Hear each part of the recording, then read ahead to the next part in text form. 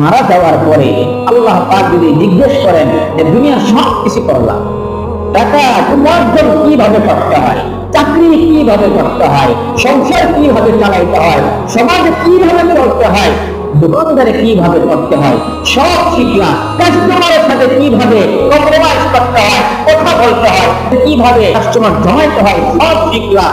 চাকরি কিভাবে long time করতে হয়, সব শিখলাম।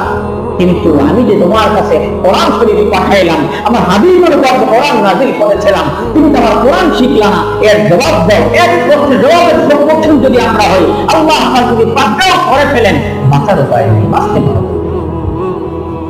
এই জন্য এই রমজানুল মুবারক কোরআন শরীফ নাযিলের মাসে আমরা সবাই কোরআন শরীফ শিক্ষা করবো ইনশাআল্লাহ। এখন যদি বলি না, মনে থাকে না বা সময় পাই না, এটা আমার ব্যর্থতা, আমার ব্যর্থতা। মনে থাকবে আমার